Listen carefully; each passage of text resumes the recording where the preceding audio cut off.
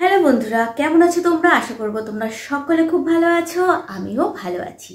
শীতকালে এখন তো শীতকাল চলছে, তো শীতকালে আমি বেসিক্যালি আমার পার্সোনালি শীতকালটা খুব একটা পছন্দের ঋতু না, শীতটা খুব পছন্দের ঋতু না। অনেক রকম আমার নিজস্ব কিছু প্রবলেম থাকে, তো সেই কারণের জন্য। কিন্তু শীতকালে যে সবার প্রবলেম থাকে বা সবার কাছে খারাপ তা না। শীতকাল একটা সবাই ওয়েট করে থাকে শীতকালের জন্য। শীতকালে বিভিন্ন রকম ফল পাওয়া যায়, শীতকালে বিভিন্ন রকম শাকসবজি পাওয়া যায়, শীতকালে চারিদিক ফুলে ফুলে ভরে ওঠে, তো অনেকে ঘুরতে যায়, পিকনিক, তো সব ব্যাপারে এরকম অনেক কিছু ব্যাপারে শীতকালটা অনেক মানুষের কাছে কিন্তু বেস্ট। কিন্তু শীতকালে একটা ভীষণ বড় প্রবলেম হচ্ছে যে স্কিন নিয়ে। স্কিন আমরা ঠিকঠাকভাবে মেকআপ স্কিনের মধ্যে বসে না, স্কিন সবসময় রুক্ষ শুষ্ক থাকে, স্কিনের মধ্যে ডেড সেল বেড়ে যায়। তো এই সব সমস্ত কিছু নিয়ে শীতকালে প্রচণ্ড পরিমাণে প্রবলেম। আমরা শীতকালে যেমন গ্লোয়িং ঝকঝকে থাকতে পারি না। কিন্তু আজকে আমি তোমাদের সাথে 5 টিপস শেয়ার করব, যেখানে তোমরা এই শীতে এই টিপসগুলো ফলো করলে এই শীতে তোমরা ঝকঝকে গ্লোয়িং সুন্দর থাকতে পারবে। তো চলো আর দেরি না করে 5 টিপস আমি তোমাদের সাথে শেয়ার করছি। চলো। নাম্বার 1 বলবো সানস্ক্রিন। সানস্ক্রিনটা স্কিনের জন্য খুব খুব প্রয়োজনীয় একটা। তো আমরা কি গ্রীষ্মকালে সানস্ক্রিন আমরা ইউজ করি, কারণ গ্রীষ্মকালে এত রোদে বেরোবো, সানস্ক্রিন ইউজ করবো না, স্কিন একেবারে পুড়ে যাবে, ঝলসে যাবে। তো সেই কারণে আমরা গ্রীষ্মকালে সানস্ক্রিন ইউজ করি। কিন্তু শীতকালে আমাদের কি মনে হয়, কি মিঠে রোদ্দুর, এই রোদ্দুরে গায়ে মেখে কি আরাম লাগছে, এটা আমরা মনে করি।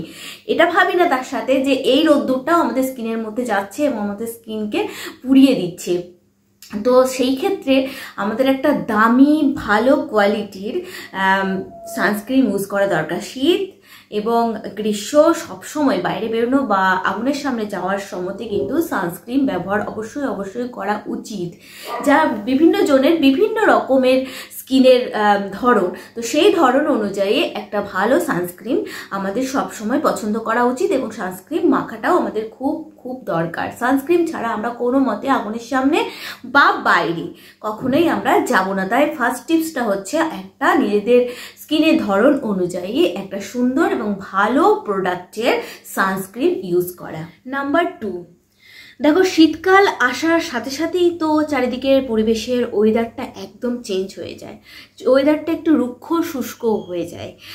তো সেই প্রভাবটা হাওয়া দেয়, রুক্ষ শুষ্ক হয়ে যায়। তো সেই হাওয়াতে আর প্রচুর পরিমাণে ধুলোবালি ওড়ে, তো সেই কারণে সেই এফেক্টটা আমাদের স্কিনের ওপর এসে পড়ে, সেই ধুলো আমাদের স্কিনের ওপর লাগে।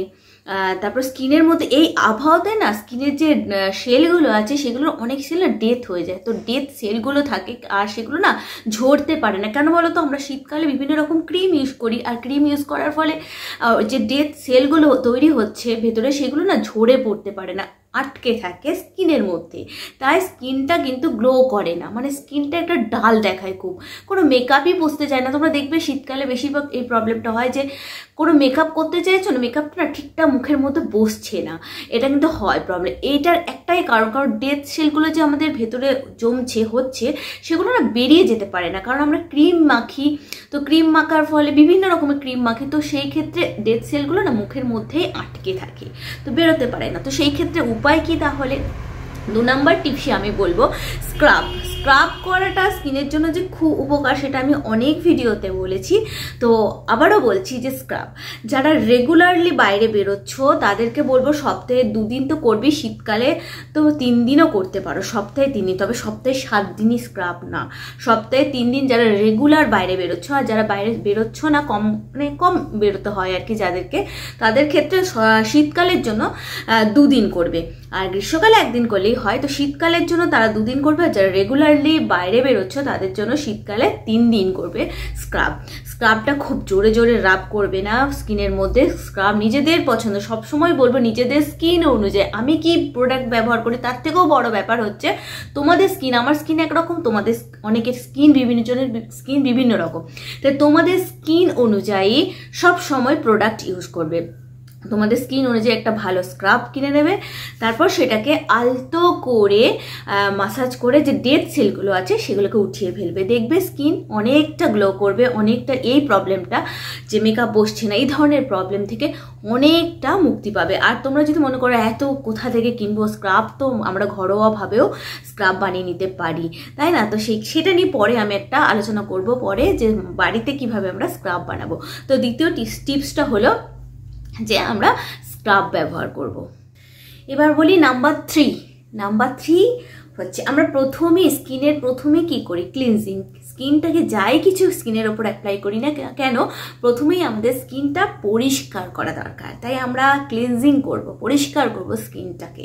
তো মাস্ট হচ্ছে স্কিন পরিষ্কার করা, এটা তো আমি বলেই দিয়েছি। কোনো কিছু হাতের কাছে না থাকলে শুধুমাত্র বেসন নিয়ে সেটাতে জল বা গোলাপ জল, যদি গোলাপ জল দাও তবে বেটার হয়, গোলাপ জল দিয়ে শুধু এভাবে রাব করে নেবে, ধুয়ে নেবে, স্কিন একদম ভেতর থেকে পরিষ্কার হয়ে যাবে। এটা স্কিন পরিষ্কার করার জন্য মানে একদম সিম্পল একটা কথা বলে দিলাম। তো স্কিনটাকে পরিষ্কার করতে হবে, তারপর স্কিন পরিষ্কার করে সেটাকে ভালো করে ধুয়ে নিয়ে মুছে নিয়ে শুকনো কাপড়ে তারপর তো সিরাম ইউজ করতে হবে। তো এটা হচ্ছে 3 নাম্বার, যে স্কিন পরিষ্কার করে স্কিনের মধ্যে সিরাম ইউজ করতে হবে। নাম্বার 4 বলবো ময়েশ্চারাইজার ইউজ করবে। শীত মানে গ্রীষ্ম সবসময় আমাদের ময়েশ্চারাইজ করা স্কিনকে ময়েশ্চারাইজার ইউজ করা উচিত। গ্রীষ্মকালে এক ধরনের আর শীতকালে একটুখানি হেভি দরকার হয়, কারণ গ্রীষ্মকালের ওয়েদার আর শীতকালের ওয়েদার কিন্তু আলাদা থাকে। কেন ময়েশ্চারাইজ করতে বলছি, কারণ যে আমাদের বয়সে দেখো বয়স হলে বয়স্ক লাগবে, বয়স হলে যে সমস্ত স্কিনের মধ্যে আসা সেগুলোও আসবে, কিন্তু সেগুলো যাতে আমাদের খুব তাড়াতাড়ি না চলে আসে সেই কারণেই আমাদের স্কিনকে ভালো রাখা দরকার। বা বয়স হলেও যে আমরা স্কিনকে ভালো রাখতে পারবো না সেটাও কিন্তু না, তাই না? তাই এই জিনিসগুলো করলে আমাদের স্কিন ভালো থাকবে। বারবার তোমাদেরকে বলছি, আমরা কালো না ফর্সা, আমাদের বয়স 19, 20 নাকি 30, 40 মানে এটা কোনো ম্যাটার না, আমাদের ম্যাটার করে সবসময় স্কিনটা আমাদের ভালো কিনা। তাই আমি সবসময় বলবো স্কিনের যত্ন নাও।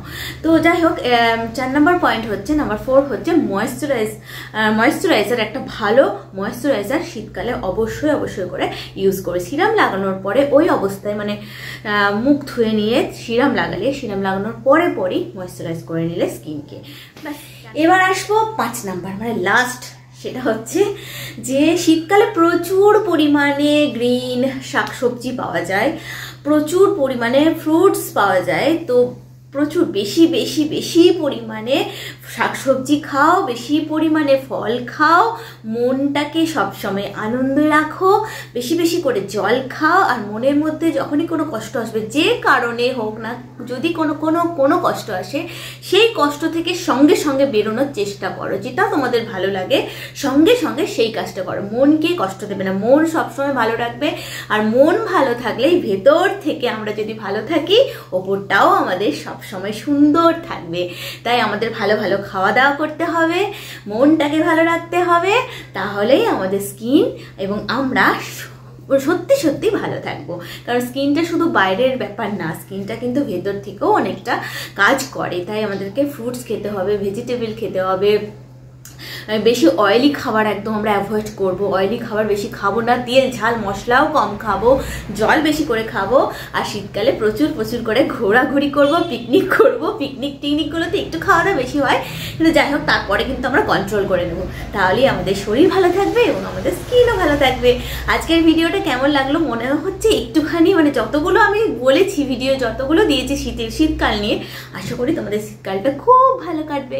চলো আজকের মতো টাটা, আবার নতুন ভিডিওর সঙ্গে নিয়ে খুব তাড়াতাড়ি চলে আসবো আমি প্রিয়মা। ততক্ষণের জন্য সকলে সুস্থ থেকো, ভালো থেকো আর এনজয় করো। চলো টাটা।